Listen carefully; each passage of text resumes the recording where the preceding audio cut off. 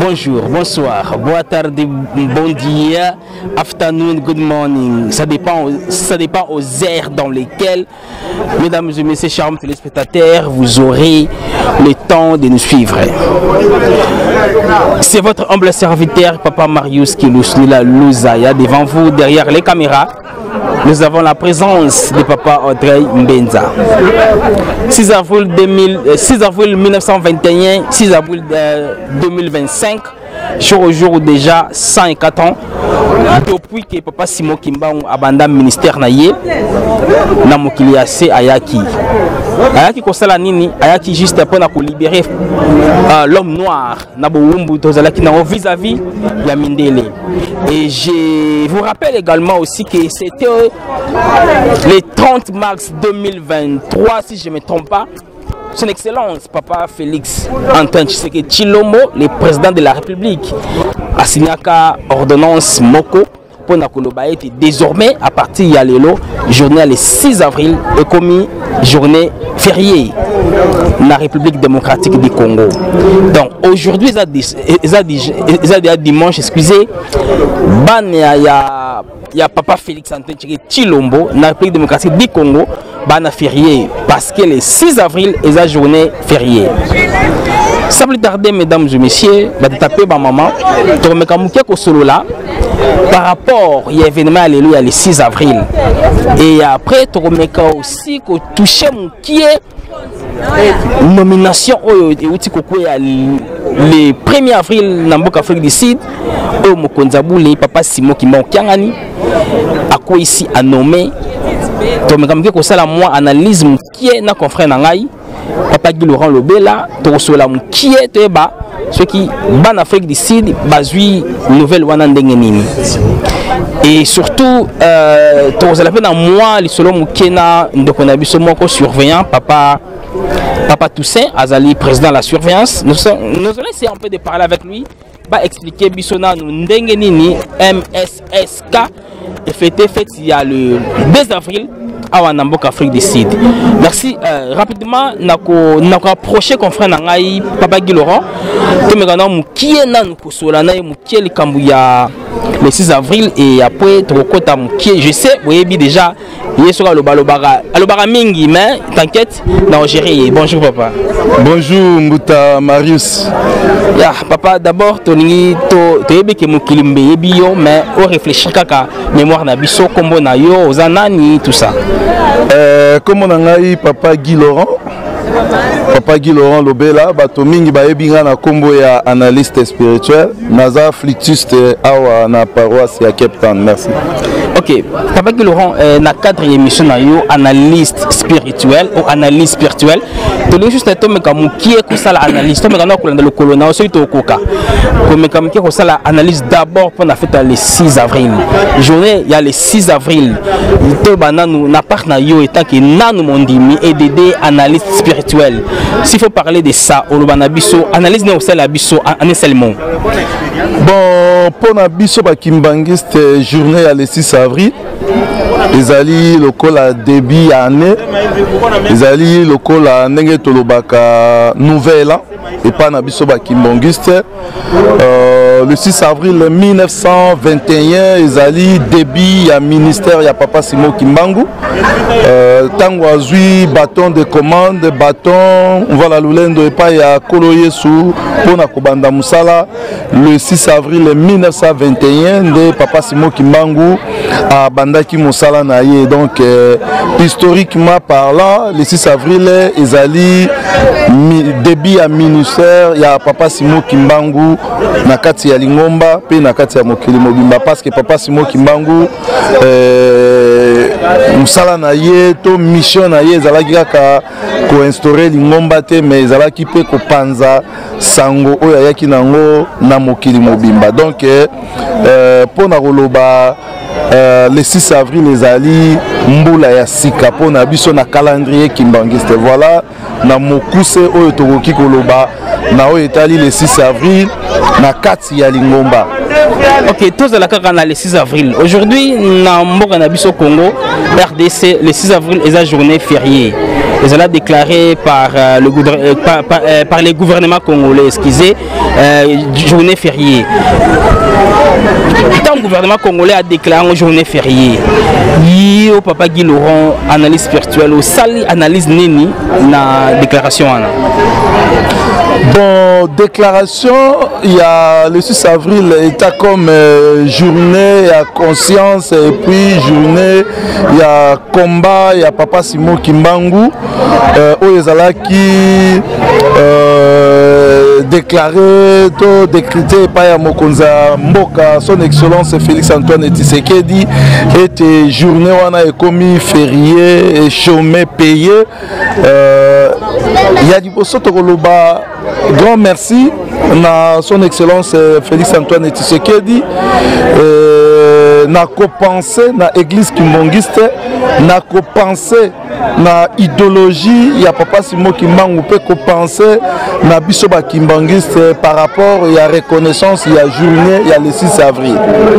Donc, Oyotosenga et pas il y a Mokonzi Mboka, journée chômé payé, oui, c'est bien bon. Mais ils ont makambo belé oyo esengeli na bakonzi ya mboka na biso ba prêter attention na bango surtout na likambo oyo ya Tata Simon Kimbangu. Ezali kaka ko reconnaître journée te parce que Papa Simon Kimbangu apesaki elaka Tata Diangenda pe alobaki yango ete à part journée biso tozelaka reconnaissance ya Papa Simon Kimbangu. C'est-à-dire, Mokonzi Mboka sali pas. Il y a qu'on reconnaître journée à le 6 avril. État comme journée fériée chômé kokanisa. Parce qu'il y a Tata Simon Kimbangu peut journée à conscience africaine. Mais ezali susu na eloko mususu oyo Mokonzi Mboka il faut asala ba analyse spirituelle très approfondie pour na koluka koyeba. C'est-à-dire reconnaissance ya journée c'est bien bon. Mais oyo ezali prophétie oyo etikalaki lokola prophétie oyo Papa Diangenda alobaki to reconnaître Papa Simon Kimbangu. C'est-à-dire ceux qui te reconnaître Papa Simon Kimbangu to tie Papa Simon Kimbangu na esika na ye nde passe na biso na Congo et à partir de ce moment-là biso ba Congolais to ko redémarrer to ko koma na niveau ya conscience spirituelle oyo ko permettre biso to koma na maturité spirituelle parce que ceux qui tozali na maturité spirituelle nde esika pe oyo to ko luka ndenge nini ya kozwa indépendance spirituelle na biso parce que ceux qui maturité spirituelle ezali te indépendance spirituelle ezali na biso pasi po tozwa yango parce que na mboka na biso tozali na bato ya mayele tozali pe na bato bazali na mbongo kasi ezali kozanga biso eloko moko oyo babengi yango indépendance spirituelle. Po tozwa indépendance spirituelle mutu oyo asimbi poke ya spiritualité ya mboka na biso ezali Papa Simon Kimbangu. Yango Papa Diangenda alobaki to reconnaître Papa Simon Kimbangu, non plus to reconnaître journée ya musala ya Papa Simon Kimbangu, mais to reconnaître Papa Simon Kimbangu. Pour na ko reconnaître Papa Simon Kimbangu il faut to sala nini. Yango na lobi président de la République cadre politique va réfléchir encore très profondément pour na kobimisa eloko ya motuya oyo président de la République asali ezali pe eloko ya motuya parce que tozali na calendrier kimbongiste, c'est-à-dire oyo ezali ko faire partir na calendrier kimbongiste. Mais Papa Simon Kimbangu azali nani wana nde sikoyo tokomi na esika oyo mama na likambo ezali reconnaissance ya Papa Simon Kimbangu. Papa Simon Kimbangu azalaki nani, Papa Simon Kimbangu ayaki kosala ni bakonzi ya mboka bafanda ba réfléchir bakobimesela biso le vraie identité ya Papa Simon Kimbangu. Alors utatango wana nde bakonzi ya mboka bakopesa Papa Simon Kimbangu bakotia Papa Simon Kimbangu na esika na ye. À partir de ce moment-là nde okomona ke tokozwa bosomi oyo babengi yango indépendance spirituelle. Merci indépendance spirituelle, chers amis téléspectateurs, comprenez, je vous avais déjà prévenu que Papa Guy Laurent, il parle trop, il y a des banalises comme Atilobi. Mais quant à moi, avant tout en parenthèse, quant à moi, je dirais rien que na kondi à l'État ya Congo, car en Nengembuta lobby, et Zakaka te pour la date. Papa Guy Laurent, je me rappelle une fois, je sais pas à l'époque, il y a président Kassavou Boussori, et c'est là qui prévit que l'église Kimbang, elle a déclaré église d'État. Je sais pas, jusqu'à aujourd'hui, suite était fan calme, c'est quoi? On a ezali ko faire partir na indépendance na biso toyebi yango pour na tozwa indépendance oyo lelo tolobaka indépendance politique.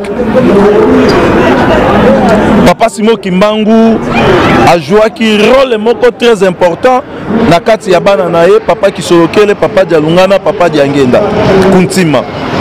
Alors rôle wana papa Diangenda a joué qui yango et bapesa ki yango epai ya ba politicien et indépendance na biso tozwa ki yango kaka lokola lipate ezalaki na ba condition.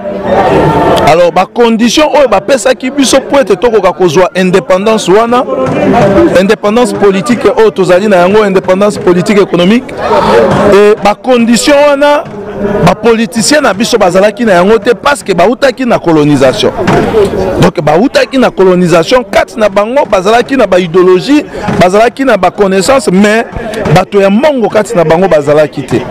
Alors ba condition oyo mindele basengaki epai ya bakonzi na biso ya Congo po ete bapesa biso indépendance wana, mutu aremplisaki ba condition wana nde ezalaki Papa Diangenda na nzela ya avocat oyo toyebi maître Croquet oyo azwaki conscient ya indépendance pour akende ko défendre cause na biso par rapport ya indépendance oyo tozwaki mongo wana eutaki na poche ya Papa Diangenda. Alors neti ezalaki likambo oyo Nzambe ayebaki ete indépendance oyo tozali na posa tozwa yango ekoki kozala kaka indépendance politique ete, il faut ezala indépendance spirituelle yango ekomema biso na indépendance économique, indépendance politique, et tokokoma libre tokobanda kodépendre na biso moko, tokosala makambo na biso moko. Alors Papa Diangenda apesaki bango ba condition, ayebisi bango ba directive, pardon, ayebisi bango ke bakotuna bino mituna boye, bakosala boye. Alors parmi ba question ba directive oyo Papa Diangenda apesaki bango ezalaki ba directive moko spirituelle, parce que ba question oyo bakolon babongisaki mpona kotuna bakonzi na biso ba réponse nango bandaki kosenga mutu azali connecté spirituellement po ete akoka kopesa ba réponse moko exact. Alors lokola Papa Diangenda azalaki mutu atondaki na spiritualité nde ayebaki déjà ba question wana pe ayebaki déjà ba réponse wana. Yango tango bakonzi na biso bakasavu balumumba bandeko nyonso oyo bakendeki ko représenter Congo na table ronde bazali kokende, Papa Diangenda apesaki bango ba directive, apesi bango ba biyano na ba question oyo bakotuna bango. Malheur ane que bakonzi na biso basalaki contraire ya maye Papa Diangenda apesaki bango comme ba directive. Yango wana omoni na makambo wana batunaki bango lokola bozali na posa bozwa indépendance, spiritualité nini oyo ekotambwisa mboka na biso, parce que mundela ayebi ete nyonso ebandaka nano na spiritualité. C'est-à-dire nyonso ebandaka nano na spiritualité après et se matérialiser. Alors tant batuni bango spiritualité nini to religion nini oyo eko accompagner le gouvernement na bino, eko accompagner indépendance na bino na mboka ya Congo. Papa Diangenda ayebisaki bango lokola église Kimbangisi ezali likabo oyo ya biso moko, likambo oyo ya biso moko, alors tokoki kotambwisa mboka na biso na mayele ya bapayate, na spiritualité ya bapayate. Nde Papa Diangenda ayebisaki bango soki batuni bino lingomba nini oyo ekotambwisa indépendance na bino lokola bozali koluka bozala indépendant, soki batuni bino boloba église Kimbangiste. Alors Papa na biso Kasavubu, parce qu'il azalaki déjà moko ya bayiba catholique, akomaki na monoko kilo pona ko prononcer église Kimbangiste tango batunaki motuna wana nde ayaki ko prononcer que église catholique. Utatango ena nde bomonaka mboka na biso kino lelo tozali ko kambe maobele na spiritualité ya baike bandeko na biso ba catholique. Donc to bebisaki nde esika wana. Merci to bebisaki rapidement Papa Guy Laurent fait tout qui na yo. Bon, en fait pour terminer pour na likambwana ya indépendance ya l'église d'État. Moi je pense que est-ce que c'est pas possible gouvernement ya lelo o ezotam sama na son excellence Félix Antoine Tshilombo Tshisekedi, est-ce que c'est pas possible ndenge bazwa ki décision ko ta journée ya 6 avril férié chômé, est-ce que bakoki pe ko redémarrer le Kambouya église d'État église kimbangiste bénédiction en soi balukaka yango, bénédiction en soi ndenge tolobaka lipamboli balukaka yango nyonso eza na maboko ya tata Simon Kimbangu Kiangani. Papa Diangenda alobaki yango bokosala na bino ba voyage kokende koluka eloko nini kotia kimia na Congo, kasi eloko wana ezali na se ya makolo na bino. Mwana ya tata Simon Kimbangu afandeli yango aza kotala bino bozali kosala ba 80 km à l'heure koluka eloko nini kopesa bino kimia, ezali ko dépendre na bakonzi na biso soki bakomi na maturité spirituelle ya ko comprendre ete balongola Congo na niveau oyo ezali bakomisa yango na niveau oyo esengeli ezo dépendre na bango. Soki bakomi na maturité spirituelle wana te, c'est-à-dire tana bango ekoleka bato misusu bakoya baoyo bakozala conscient nde bakosala likambo wana. Il faut ye bango ete eloko nyonso meme ekolo Yesu soki akolaki te akokai kosala nano ba mission na ete. Papa Simon Kimbangu tango aye Nzambe azeli akola, tango Papa Simon Kimbangu akoli akomi kosala makamu isi. Papa Diangenda batikali na musala, Papa Simon Kimbangu azui bâton de commande oyo tobengaka yango mvala lulendo apesi pa ya mama Mwilu. Alobi soki bana bakomi na age boye boye opesi bango, ce qui veut dire soki bakoli kolo Yesu bakimisaki ye parce que tango na ye nano ekokaki te, nano akolaki te. Alors likambu oyo pe ya indépendance spirituelle ya mboka na biso ezo dépendre na état ya maturité spirituelle ya bakonzi ya mboka na biso. Soki bafandi batali na bozindo babengi banganga nzambe babengi batu ya mayele babengi batu une fois bakobenga biso toyebi esika nini bakosukela. Soki basukeli wana toko comprendre ke awa bakonzi ya mboka na biso bakoli uta tango wana nde peut-être bakoki kozwa ba initiative oyo ekomema bango na kozwa ba décision mususu oyo kosala ete église Kimbangiste efanda na esika na yango, église Kimbangiste et travailler na l'état et tolongola mboka na biso na ba situation oyo tozali na yango. Merci Papa Guy Laurent, merci tolandi yo ndengo to soyele mukepo na 6 avril mais toki to tiko kende juste moi 2 minutes to simba kaka likolo par rapport à la nomination au Mokonzabula au Tiko Kosala Siko c'est le 1er avril. D'abord, yo étant que moi n'a pas Simon Kimbangu. Pour ne pas dire analyse spirituelle parce qu'on n'a pas besoin de ça l'analyse de il y a papa, il y a nous ça papa. Mais tant que moi n'a papa, il y a bien un dengue n'amboko. Na comment Zambé tata mon peu molimo santu. Merci papa journaliste Marius. Na motuna na yo tuni par rapport ya ba nomination Mokonzabula tata Simon Kimbangu auti kosala biso tozali bana ya tata Simon Kimbangu tolandaka mongongo ya tata Simon Kimbangu oyo papa Simon Kimbangu alobaka yango biso totosaka oyo papa Simon Kimbangu asengaka yango tosalaka effort ya kosala yango. Mokonzabula tata Simon Kimbangu asalaka ba nomination liboso et tango asali ba nomination to salaka ba émission pona ko lobela ba nomination Mokonzabula asalaki et na sima ya ko sala ba émission et Mokonzabula yaki lisusu ko bimisa lettre oyo et yaki ko assoir ba nomination wana tozalaki sima ba décision wana et lettre wana petango ye tozalaki sima na yango oyo pe décision ye to kozala toujours sima na yango. C'est-à-dire merci na tata Simon Kimbangu Kiangani na bakonzi ya sika oyo ye auti kopesa biso na bakonzi oyo ye auti kopesa bango musala. Merci na ye na oyo ye asali po na biso bandimi ya Afrique du Sud to bandimi ya Cape Town mobimba ndenge outi koloba tosalaka analyse na maloba to ba décision ya Mokonzabula te o Mokonzabula asalaka oyo alobaka biso bandimi tondima kaka Ingeta.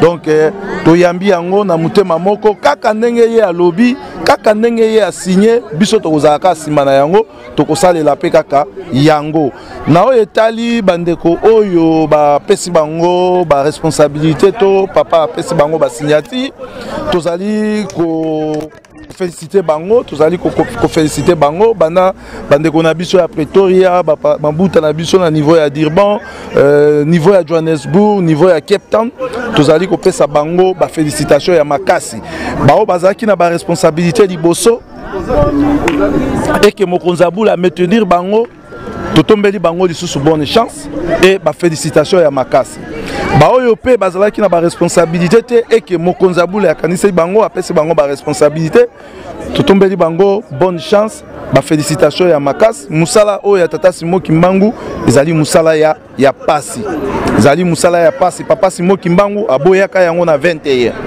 papa Diangenda aboyaka yango yokaka papa Diangenda alobaka ke aboyaka yango na tina yango nde elongi ya papa Diangenda epasukaka c'est-à-dire ezali musala ya pasi oyo epesamelaka bana ya bato biso tokosenga na bango musala oyo tata Simon Kimbangu apesi bango bakimaka yango te baboyaka pe yango te bazali nde obligé ya kosenga papa Simon Kimbangu apesa bango bwanya na mayele ya kotambwisa bana na ye ezala na Durban Pretoria Johannesburg na awa bambuta nyonso oyo banome bango topesi bango ba félicitations ya makasi nzambe abomba bango nzambe abatela bango apesa bango sagesse na intelligence et ya kokamba bana na bango bana na ye na bisika oyo bango bazwami voilà na mokuse oyo tokoki koloba na oyo etali ba nomination ya mokonzabule tata Simon Kimbangu kiangani. Merci papa Audrey tosisi na biso nga kanta moi mingalo bezate ezaka ke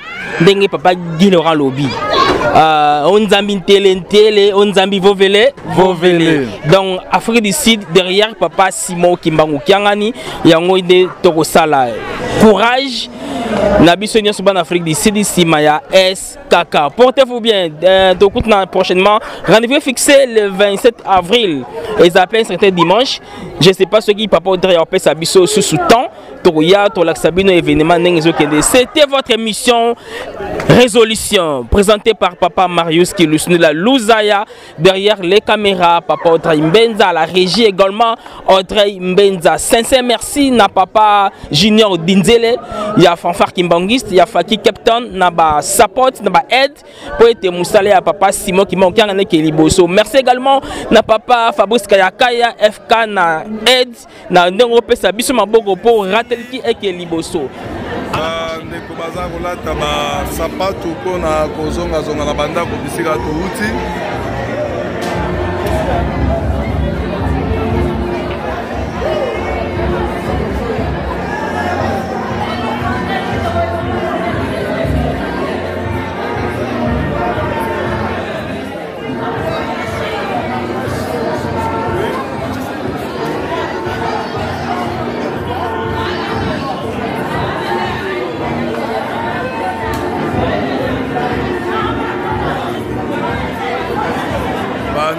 Ya presse bango wana kuna bandeko na biso ba scout awa toza na papa Franklin Tumba awa toza na papa Mpia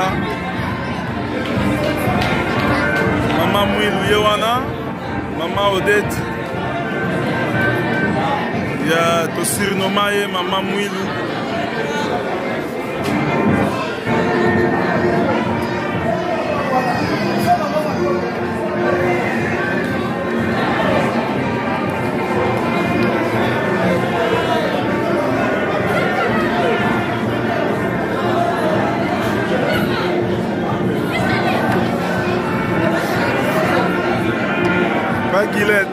da vient na yo tigela biso ba Guilin da vient Guilin da vient na yo tigela ba problème Guilin o tigela biso ba problème da vient na yo o tigela biso ba problème asa biso boy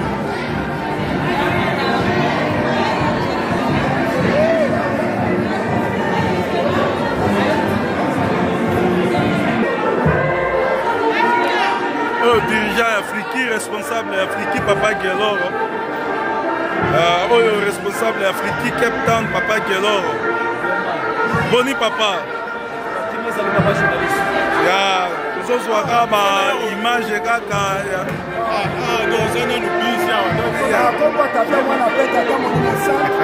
Modogo.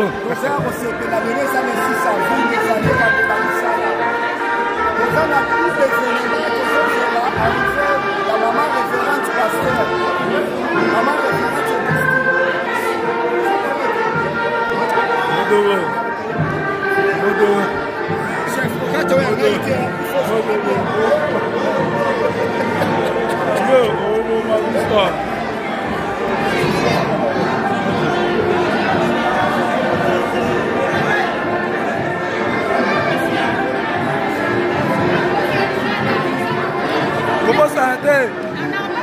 Ok. Filmé. Non, filmé là. Obi? Filmé. Yo comme là. Ok, dans ce numéro n'est pas mal Sylvie. Ok. Dans ce numéro n'est pas mal Sylvie.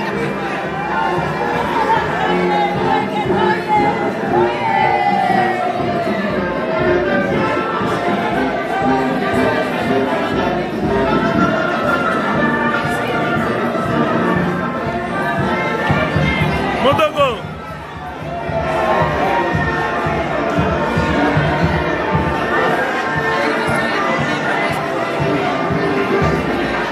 Ndenge tokobaki tokomi na suka ya église esili papa diacre normal atie libondeli ya suka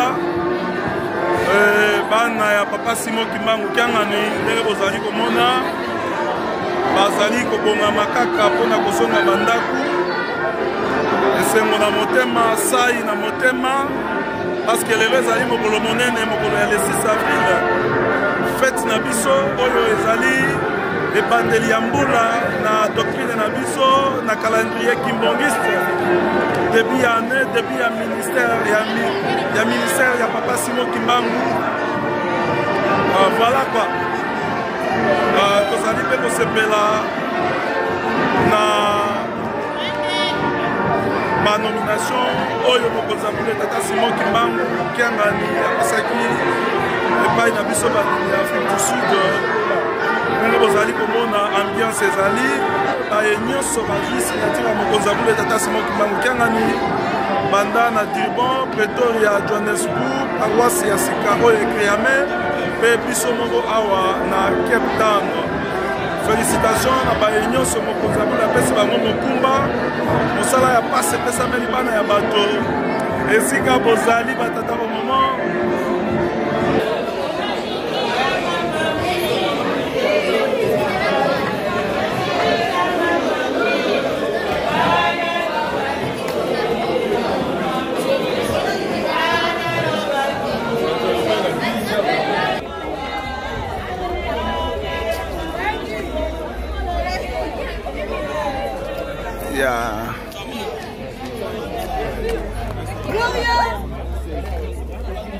Image est très important.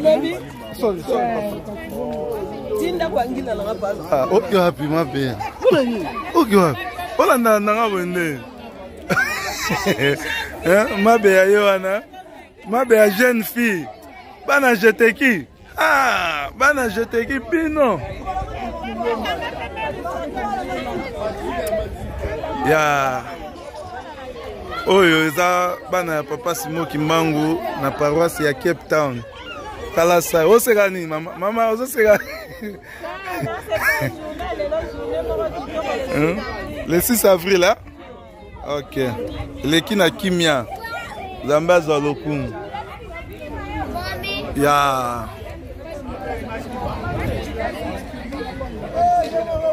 Paroisse ya Ngoyo.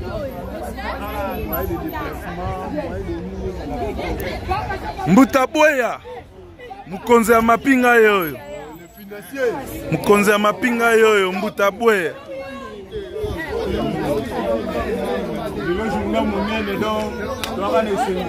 le 6 avril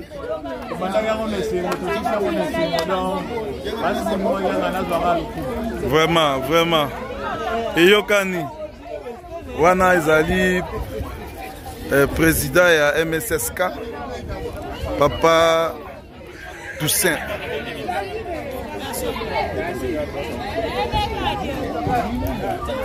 Opezali Raïs, chef ya station ya Ratelki awa na Cape Town.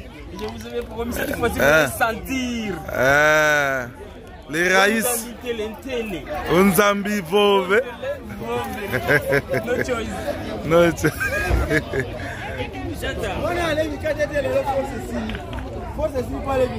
Mikate basiba.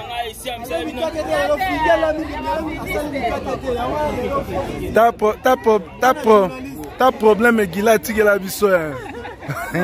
A nyoko la biso en Afrique a pas gilin. O tigela biso vient na yo azo nyonga biso ao. Hein?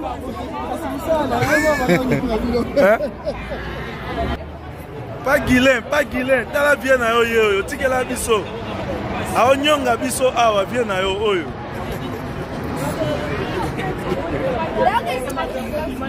Hein?